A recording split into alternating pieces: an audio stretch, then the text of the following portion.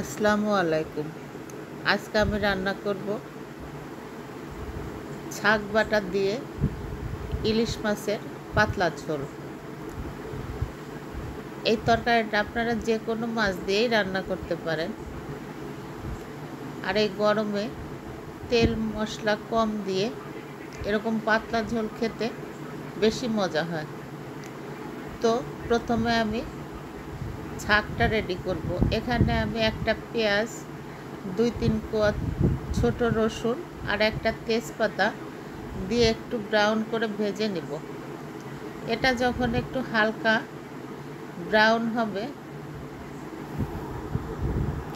তখন এর মধ্যে আমি 1 চা চামচ আস্ত জিরা দিয়ে একবারে ব্রাউন করে ভেজে নিব। এটাই হলো শাক বাটা। তো এটা এখন আমি একটা বাটির মধ্যে তুলে রাখবো।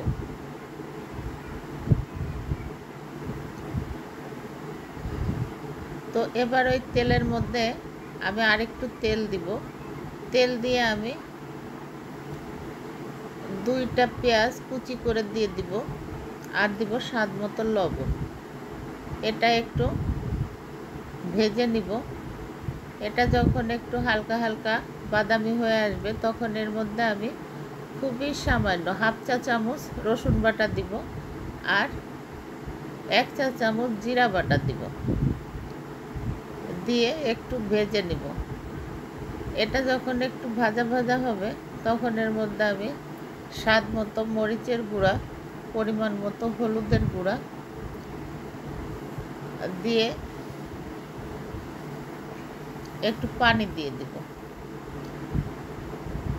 আর দিব আমি 1/2 চা চামচ ধনিয়ার গুঁড়া। তো এই মশলা যখন তেল উপরে উঠে আসবে তখন আমি এর মধ্যে সবজি অ্যাড করে দিব। এখানে আমি নিয়েছি ডাঁটা আর আলু। আপনারা যে কোনো আপনাদের পছন্দ মতো সবজি দিয়েই রান্না করতে পারেন। তো সবজিটা দিয়ে আমি কিছুক্ষণ কষিয়ে নেব। এটা কিছুক্ষণ কষানোর পরে আমি পরিমাণ মতো পানি দিয়ে দিব আর দিব কয়েকটি কাঁচামরিচ ফালি। এখানে আমি ইলিশ মাছ কেটে ধুয়ে আগে থেকে লবণ হলুদ মাখিয়ে রেখেছিলাম। এবার আমি এই মাছটা ঝোলের মধ্যে দিয়ে দিব। দিয়ে আমি ঢাকনা দিয়ে ঢেকে ততক্ষণ রান্না করব যতক্ষণ আমার মাছ আর সবজি সেদ্ধ না হয়। তো আমি মোটামুটি 7-8 মিনিট রান্না করে নিয়েছি।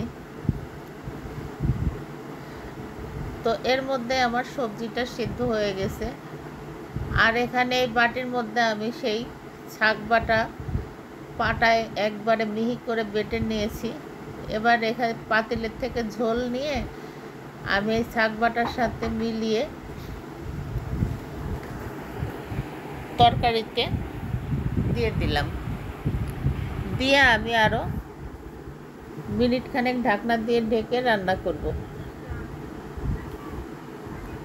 তো আরও মিনিট খানেক রান্নার পরে আমার তরকারি একদম পরিবেশনের জন্য রেডি।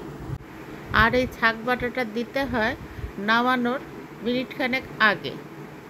নামানোর মিনিট খানেক আগে দিয়ে তরকারিটা নামিয়ে ফেলতে হয় চুলা থেকে। তো ধন্যবাদ সকলকে সাথে থাকার জন্য। আল্লাহ হাফেজ।